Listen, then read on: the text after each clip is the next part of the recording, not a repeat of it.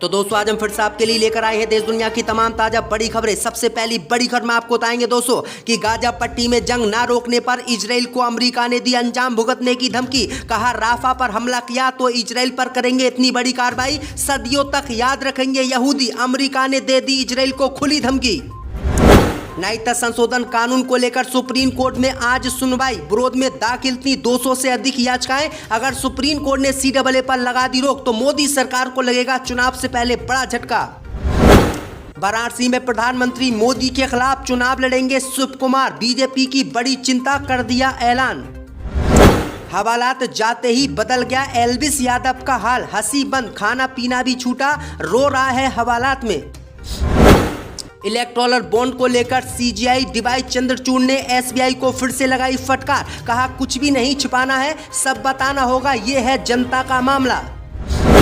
लोकसभा चुनाव से पहले पश्चिम बंगाल में TMC ने बीजेपी के खिलाफ आचार संहिता के उल्लंघन की शिकायत कराई दर्ज। मोदी पर करवा दिया केस।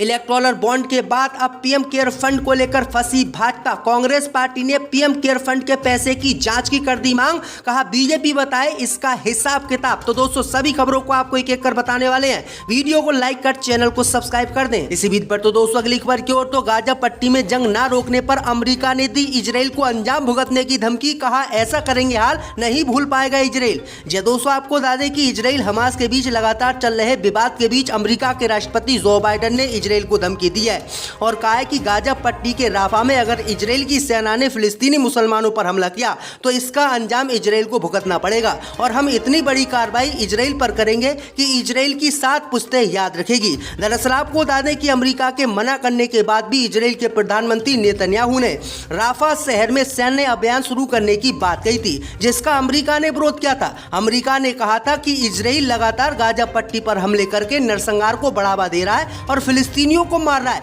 जो कि अब नहीं होना चाहिए। लेकिन इजराइल मानने के लिए तैयार नहीं था। तो अब बाइडेन ने धमकी दी है कि अगर नेतन्याहू ने हमला किया तो इसका अंजाम पूरा इजराइल बरसों तक भुगतेगा, ऐसी कार्रवाई करेंगे। इसी बीच पर तो दोस्तों अगली खबर की ओर। तो नागरिकता संशोधन कानून पर सुप्रीम कोर्ट में सुनवाई शुरू। विरोध में 200 से अधिक याचिकाएं। मोदी सरकार के छूटे पसीने। दोस्तों आपको बता दें कि सुप्रीम कोर्ट नागरिकता संशोधन कानून को लेकर आज सुनवाई कर रहा है। नागरिकता संशोधन कानून के विरोध में 200 से ज्यादा याचिकाएं सुप्रीम कोर्ट में डाली गई थी। वहीं आपको बता दें कि CGI के पीठ के पास ये मामला है। खबर सामने आ रही है दोस्तों कि इन दिनों सुप्रीम कोर्ट मोदी सरकार के हर फैसले पर सवाल उठा रहा है और मोदी सरकार को फटकार भी लगा रहा है। इस बीच नागरिकता संशोधन कानून पर आज मोदी सरकार को बड़ा झटका सुप्रीम कोर्ट से लग सकता है, क्योंकि सुप्रीम कोर्ट नागरिकता संशोधन कानून पर रोक लगा सकता है। अगर लोकसभा चुनाव से पहले नागरिकता संशोधन कानून पर सुप्रीम कोर्ट ने रोक लगा दी तो मोदी सरकार के लिए सबसे बड़ा झटका माना जाएगा। इसी बीच पर तो दोस्तों अगली खबर की ओर। तो वाराणसी में प्रधानमंत्री मोदी के खिलाफ चुनाव लड़ेंगे शिव कुमार, किया ऐलान। दोस्तों आपको बता दें कि देश में चुनावों की तारीखों के ऐलान के साथ ही सभी राजनीतिक दल अपने प्रत्याशियों के नामों का ऐलान करने में जुट गए हैं। प्रधानमंत्री मोदी को बीजेपी ने वाराणसी से तीसरी बार उम्मीदवार बनाया। वहीं कांग्रेस और BSP के साथ किसी भी राष्ट्रीय दल ने वाराणसी लोकसभा पर मोदी के सामने अभी तक अपने प्रत्याशी की नाम की घोषणा नहीं की है। लेकिन खबर सामने निकल कर आई दोस्तों की राष्ट्रीय दलों से पहले वाराणसी लोकसभा सीट पर प्रधानमंत्री मोदी के खिलाफ दक्षिण भारत की युग तुलसी पार्टी ने अपने प्रत्याशी के नाम की घोषणा की है। पार्टी के अध्यक्ष शिव कुमार को वाराणसी लोकसभा से प्रत्याशी बनाया गया है। ऐसे में प्रधानमंत्री मोदी के खिलाफ चुनाव लड़ने वाले पहले प्रत्याशी के रूप में शिव कुमार के नाम की घोषणा हुई है। गाय की रक्षा जैसे मुद्दों को लेकर लोकसभा चुनाव में अपने प्रत्याशियों के ऐलान के साथ ही युग तुलसी पार्टी ने देश के अन्य लोकसभा सीटों पर भी अपने प्रत्याशी उतारने की घोषणा की है, जो कि प्रधानमंत्री मोदी के लिए बड़ी खबर है। इसी बीच पर तो दोस्तों अगली खबर की ओर। तो जेल जाने के बाद हंसी बंद, खाना पीना छूटा, हवालात जाते ही बदल गया एल्विस यादव का हाल।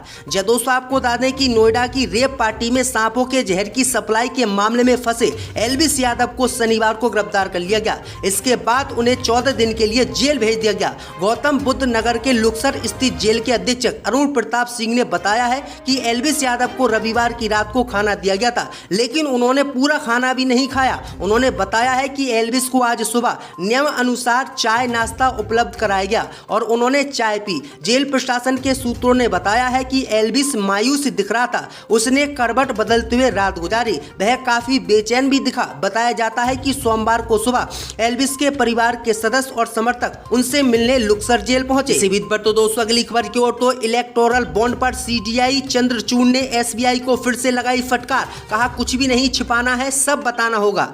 दोस्तों आपको बता दें कि इलेक्टोरल बॉन्ड को लेकर सुप्रीम कोर्ट इस समय सीबीआई और एसबीआई को जमकर पेल रहा है। खबर सामने निकल कर आई दोस्तों कि सुप्रीम कोर्ट ने एसबीआई पर एक बार फिर से सख्ती दिखाते हुए तीखी टिप्पणी की है। इलेक्टोरल बॉन्ड मामले की सुनवाई कर रही बेंच के अध्यक्ष सीजीआई डीवाई चंद्रचूड़ ने एसबीआई से कहा कि कोई भी जानकारी छुपाई नहीं जा सकती। इलेक्टोरल बॉन्ड से जुड़ी हर एक जानकारी सार्वजनिक एसबीआई को करनी होगी। आपको बता दें कि इससे पहले सुप्रीम कोर्ट ने एसबीआई को बॉन्ड के यूनिक नंबर बताने के लिए सोमवार तक का ही समय दिया था। कोर्ट ने पूछा था कि जब इलेक्टोरल बॉन्ड की सूची दी गई तो आखिर इसमें यूनिक नंबर क्यों नहीं बताए गए। सुनवाई के दौरान सीजीआई ने सीबीआई से माफ कीजिएगा एसबीआई से कहा है कि आखिरकार अब तक पूरी जानकारी क्यों नहीं दी गई। वहीं आपको बता दें कि सुप्रीम कोर्ट के जो मुख्य न्यायाधीश है डीवाई चंद्रचूड़, उन्होंने एसबीआई को फटकार लगाते हुए कहा है कि आपको सब कुछ बताना होगा, पूरा हिसाब देश की जनता को देना होगा कि किस पार्टी को किन लोगों ने चंदा दिया है। तो ये बड़ी अपडेट आई दोस्तों कि सुप्रीम कोर्ट जमकर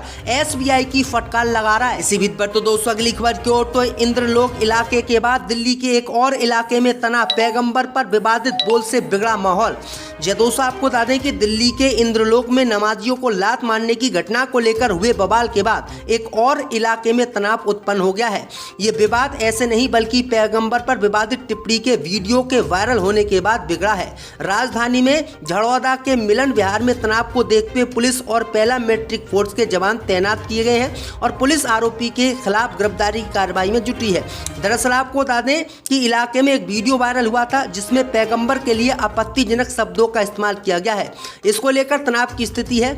जिस युवक पर आरोप लगा है वह फिलहाल फरार है। पुलिस ने मामला दर्ज करके आरोपी की तलाश तेज कर दी है। हालात खराब ना हो इसलिए इलाके में सुरक्षा बढ़ा दी गई है। इससे पहले निपुण शर्मा ने भी पैगंबर मोहम्मद साहब पर विवादित टिप्पणी की थी, तब भी काफी तनाव देखने को मिला था। इसी बीच पर तो दोस्तों अगली खबर की ओर, तो पश्चिम बंगाल में टीएमसी ने बीजेपी के खिलाफ आचार संहिता उल्लंघन की कराई शिकायत दर्ज। दोस्तों आपको बता दें कि लोकसभा चुनावों की तारीखों के सामने आने के बाद से ही सियासी हलचल शुरू हो चुकी है। देश में राजनीतिक पार्टियों में चुनाव को लेकर तैयारियां जोरों पर हैं और मौजूदा सरकार को घेरने का कोई भी मौका नहीं छोड़ रही है। पश्चिम बंगाल की सियासत से भी सभी वाकिफ है। अब खबर सामने निकल कर आई दोस्तों कि टीएमसी कांग्रेस पार्टी ने सोमवार को निर्वाचन आयोग से शिकायत की है कि प्रधानमंत्री मोदी ने चुनाव प्रचार के लिए केंद्र सरकार के धन का उपयोग करके आदर्श आचार संहिता का उल्लंघन किया है। गौरतलब है कि सोमवार को ही चुनाव आयोग ने प्रशासन को उन लोगों की सूची बनाने को कहा था जिनके खिलाफ पिछले चुनावों के दौरान बूथ कब्जा कर लेने और गलत तरीके से मतदान कराने की शिकायतें दर्ज की गई थी। अधिकारियों ने इसकी जानकारी दी है। तो दोस्तों अगली खबर की ओर, तो लोकसभा चुनाव से पहले चुनावी चंदे में फंसी भाजपा, इलेक्टोरल बॉन्ड के बाद अब पीएम केयर फंड की जांच की कांग्रेस ने कर दी मांग, फंस गई भाजपा। दोस्तों आपको बता दें कि इलेक्टोरल बॉन्ड के जरिए चंदा जुटाने के मामले में बीजेपी इस समय बुरी तरीके से फंसी हुई है। अभी ये मामला ठंडा भी नहीं हुआ है कि अब पीएम केयर फंड के मामले उठने लगे हैं। खबर सामने निकल कर आई दोस्तों कि कांग्रेस पार्टी ने अब इलेक्टोरल बॉन्ड के बाद पीएम केयर फंड के पैसे की जांच की मांग की है। कांग्रेस पार्टी ने पीएम केयर फंड के पैसे की पारदर्शिता पर सवाल उठाए हैं। कांग्रेस पार्टी ने कहा है कि बीजेपी बताए कि पीएम केयर फंड में कितना पैसा आया है, किन लोगों ने पैसा दिया है और इस पैसे का बीजेपी सरकार क्या कर रही है। भाई आपको बता दें कि कांग्रेस पार्टी के इस मामले को उठाए जाने के बाद अब भाजपा चुनावी चंदे में फंस गई है। बीजेपी की बुरी तरीके से फसीहत इलेक्टोरल बॉन्ड के बाद पीएम केयर फंड को लेकर हो गई है। इसी बीच पर तो दोस्तों अगली खबर की ओर, तो बिहार में लोकसभा चुनाव से पहले बीजेपी ने कर दिया खेला, पशु पारस को नहीं मिली सीट, पकड़ेंगे महागठबंधन की राह। दोस्तों आपको बता दें कि बिहार में लोकसभा चुनाव के लिए एनडीए में सीटों का बंटवारा हो गया है। 40 सीटों में से 17 सीटों पर भारतीय जनता पार्टी चुनाव लड़ेगी। नीतीश कुमार की पार्टी जेडीयू 16 सीटों पर लड़ेगी। एलजेपी को 5 सीटें दी गई हैं और हिंदुस्तान आवाम मोर्चा और 1 सीट और उपेंद्र कुशवाहा की पार्टी राष्ट्रीय लोक मोर्चा को दी गई है। बिहार में एनडीए की सीटों का बंटवारा हो गया है और एलजेपी यानी रामविलास चिराग पासवान की पार्टी को 5 सीट मिली है। वहीं पशुपति पारस की पार्टी को एक भी सीट बीजेपी द्वारा नहीं दी गई है। ऐसे में सवाल उठता है कि अब पशुपति पारस का अगला कदम क्या होगा, क्योंकि इस समय वो बीजेपी के साथ थे और अब बीजेपी ने उनको टिकट ही नहीं दिया है, जिसके बाद वो बिहार में बगावत करके कांग्रेस पार्टी के इंडिया गठबंधन में जा सकते हैं। तो ये बड़ी अपडेट आ रही है दोस्तों। इसी बीच पर तो दोस्तों अगली खबर की ओर, तो एलवीएस यादव के जेल पहुंचते ही मुनव्वर फारूकी ने झाड़ा पल्ला, रिएक्शन देते हुए बिग बॉस विजेता ने कर दी बड़ी बात। जय दोस्तों, आपको बता दें कि सांपों के जहर बेचने के मामले में यूट्यूबर एलवीएस यादव जेल पहुंच गया है। एलवीएस यादव के जेल पहुंचते ही मुनव्वर फारूकी का बड़ा बयान आया है। मुनव्वर फारूकी ने एलवीएस यादव के जेल पहुंचने पर पल्ला झाड़ा है। उन्होंने रिएक्शन देते हुए कहा है कि उनको तो पता ही नहीं चला कि एलवीएस यादव कब गिरफ्तार हो गया और उसको कब जेल भेज दिया गया। उन्होंने कहा कि उनका 2-3 दिन से मोबाइल स्विच ऑफ है और वो शूटिंग में बिजी है, इसलिए उनको कोई जानकारी एलवीएस यादव के बारे में नहीं है। अगर एलवीएस यादव सांपों का जहर बेचता था तो उसके खिलाफ कार्रवाई पुलिस करेगी। तो ये बड़ी अपडेट आई दोस्तों कि जमकर मजे मुनव्वर फारूकी ने एलवीएस यादव की गिरफ्तारी पर लिए हैं।